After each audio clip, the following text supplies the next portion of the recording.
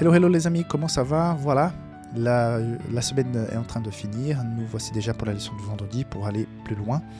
Le sabbat s'approche, donc préparation de sabbat s'impose. J'espère que tu pourras préparer donc non seulement la maison, la nourriture, les habits, et, voilà, se préparer pour cette journée, mais que tu puisses aussi préparer spirituellement, vivre un moment d'adoration à la maison avec la famille, aussi, même si tu es seul, adoration à Dieu tout seul, mais que demain aussi tu puisses aller à l'église et vivre ce moment de communion avec les frères et sœurs. C'est très important de partager ces moments en communauté. Ça fait partie aussi de notre vie spirituelle. Autrement, Jésus n'aurait pas créé l'Église. Nous avons besoin de la communauté de l'Église aussi. On ne peut pas vivre notre spiritualité seul, 100%. Il faut aussi ce partage. Et si jamais tu ne peux pas te déplacer parce que l'âge, parce qu'une maladie, parce que déplacement, que tu puisses sentir la présence de Dieu. Et j'espère que par Internet et par d'autres moyens, ou quelqu'un qui vient te rendre visite, tu pourras sentir aussi cette sensation de communauté avec toi.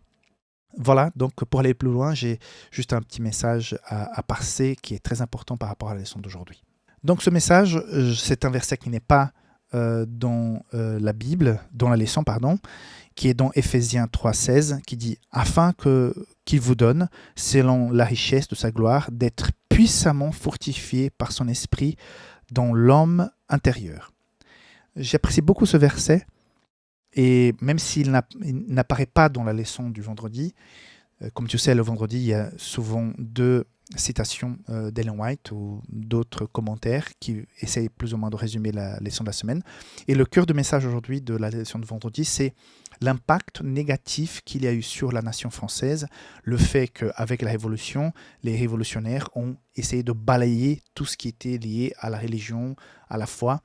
Et on voit que quelque part, avec cette décision, l'Esprit de Dieu se retire. Et on voit les conséquences néfastes qu'ils ont eues sur la nation entière, le fait qu'il n'y ait plus la présence du Saint-Esprit. Je suis persuadé, convaincu que tous ceux qui portent le nom de Jésus, qui ont une relation avec le Christ, ils sont une bénédiction pour ceux qui sont avec cette personne dans leur lieu de travail, à l'école.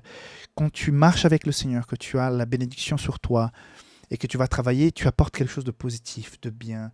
Le Saint-Esprit, les anges sont avec toi et tu apportes à cet endroit, à ce lieu, si tu vis en communion effective avec Dieu, tu apportes cette bénédiction, cette paix. Et c'est pour ça que cette puissance de Saint-Esprit qui nous fortifie, qui dit ici le verset 16 de Éphésiens 3, dans l'homme intérieur, apporte énormément de bénédictions, même pour ceux qui ne sont pas croyants. Et à partir du moment que cette nation a décidé d'enlever complètement la présence de Dieu, qui a, entre guillemets, tué les deux témoins pendant ces 3 ans et demi, ont senti l'impact négatif du manque de la présence du Saint-Esprit, parce que, comme on est en train de voir dans cette leçon, il y a la guerre entre le bien et le mal, le Saint-Esprit et l'esprit du diable.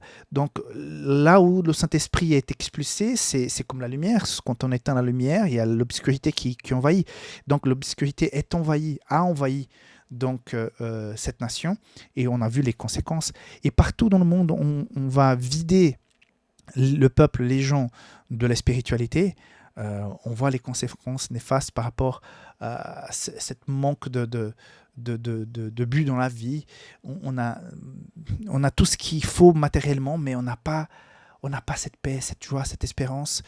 Je vois ces personnes qui sont dans les vices, quand elles sont dans le désespoir. Il y a beaucoup de suicides dans les pays les plus développés, les plus riches, parce que parfois, je pense personnellement qu'il manque cette puissance de l'intérieur qui fortifie, qui donne un sens et qui est une bénédiction pour d'autres personnes aussi. Donc voilà, je voudrais juste dire aujourd'hui que où le Saint-Esprit est présent, on respire autrement. On a une façon différente de voir la vie. Et là, on va expulser la parole de Dieu et automatiquement le Saint-Esprit qui l'a inspiré. Il y aura un vide, une sécheresse spirituelle, une faim de la parole de Dieu, sans que les gens se rendent compte. Il y a ce vide qui amène les gens parfois à tomber dans des pièges, soit moraux, soit des vices. Et c'est vraiment bien dommage, parce que la vie que Dieu a planifiée pour nous, même ici-bas, c'est une vie malgré le péché, une vie avec joie, espérance, confiance. Et c'est tellement bien, et c'est tellement beau de vivre dans cette réalité. Et je voudrais, parfois, on a cette envie de dire aux gens, mais réveille-toi, vivre avec le Seigneur est tellement bien, est tellement beau, est tellement impressionnant. Mais voilà la liberté qu'il y a chacun de pouvoir choisir ou non. Mais notre mission est celle de témoigner, de faire en sorte que notre présence, notre foi ne soit pas quelque chose de négatif, au contraire, que ce soit quelque chose de bien positif. Je pense à cette image de ce film de ce soldat adventiste où le peloton ne veut pas commencer l'attaque tant que cet adventiste ne finit pas de faire sa prière, parce qu'ils ont bien compris que l'Esprit de Dieu était sur ce jeune homme et que s'il était dans le peloton sera aussi béni. J'ai oublié le nom du personnage, donc j'ai oublié. Voilà. J'ai même créé un site par rapport à lui, mais bon, voilà, ça m'échappe. Mets dans les commentaires le nom du personnage, le nom du film. C'est un film extrêmement violent, je ne le recommande pas aux âmes sensibles. Je l'ai regardé qu'une seule fois, je ne peux pas regarder à nouveau.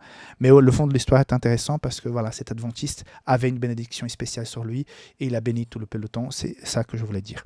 Voilà, que Dieu te bénisse, que tu puisses avoir un très bon sabbat en compagnie de ta famille à la maison, ta famille spirituelle, et que tu puisses sentir cette paix, la présence du Saint-Esprit dans ton cœur, dans ta vie.